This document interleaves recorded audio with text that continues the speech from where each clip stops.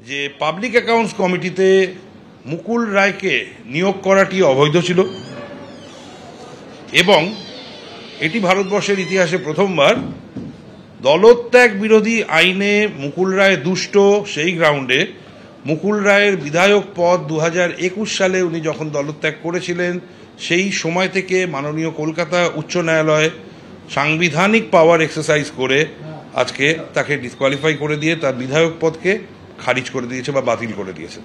তো এটি ইতিহাসে প্রথমবার মাননীয় বিরোধী দলনেতা আমার যিনি মক্কেল, যিনি এই মামলাটি করেছিলেন, তার যা যা বক্তব্য শুরু থেকে ছিল সেই বক্তব্যগুলি আজকে আদালত অ্যাপ্রুভ করলেন বা এই জাজমেন্টটি দিয়ে আর কি। একটু দেরি হলো, কিন্তু আলটিমেটলি ধর্মের জয় হয়, সত্যের জয় হয়। মুকুল রায়ের বিধায়ক পদ খারিজ করে দিল কলকাতা হাইকোর্ট।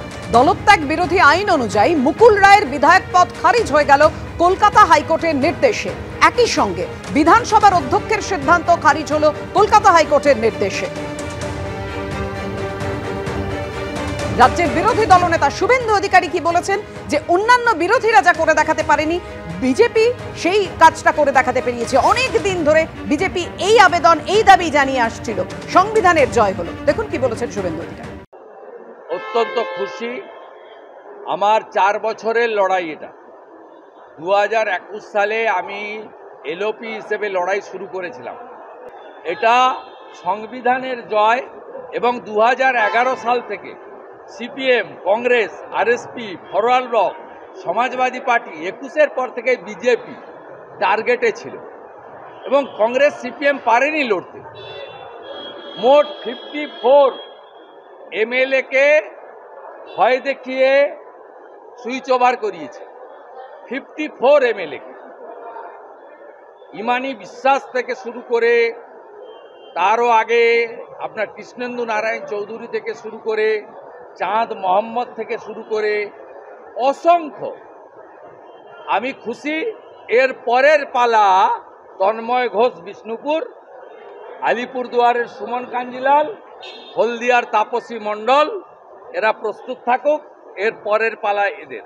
সংবিধানের জয় এক্ষেত্রে হলো তো বুঝলাম, কিন্তু সংবিধানের জয়টা কোথায় ছিল যখন শুভেন্দু অধিকারীর বাবা শিশির অধিকারী নিজে তৃণমূলের টিকিটে লোকসভায় সাংসদ হয়ে, অথবা ওর ভাই দিব্যেন্দু অধিকারী তৃণমূলের টিকিটে লোকসভার সাংসদ হওয়ার পরে আমরা দেখেছিলাম বিজেপির মিটিংয়ে যেতে, অমিত শাহের পা ধরতে, কিংবা আমরা দেখেছিলাম পার্লামেন্টে দলীয় হুইপকে অগ্রাহ্য করে ভোটে অংশগ্রহণ করতে। সেই সময় শুভেন্দু অধিকারী সংবিধানের জয়টা কোথায় ছিল প্রথম কথা জানতে ইচ্ছে করে। দেখুন, মুকুলদা গুরুতর অসুস্থ। মুকুলদা কোন দলে আছেন তার ঊর্ধ্বে উঠে প্রথমে মুকুলদার সুস্থতা কামনা করি। দ্বিতীয় কথা, যে শুভেন্দু অধিকারী ফেরেববাজি করে এত বড় বড় ডায়লগ দিচ্ছেন, শুভেন্দু অধিকারী জিজ্ঞাসা করুন, উত্তর দিতে হবে কি করে গোয়ায় সরকার বদল করেছিল বিজেপি, কি করে মহারাষ্ট্রে সরকার বদল করেছিল, কি করে অরুণাচলে কংগ্রেসের সরকার ফেলেছিল। যারা নিজেরা সবসময় সংবিধানকে হত্যা করেছে, তারা আজকে যখন এই স্টেটমেন্টটাকে নিয়ে করছে। আর দেখুন, আমি বিচার ব্যবস্থার সমালোচনা করতে পারি না, কিন্তু কোনো রায় তো কারোর পছন্দ হতেও পারে, নাও হতে পারে।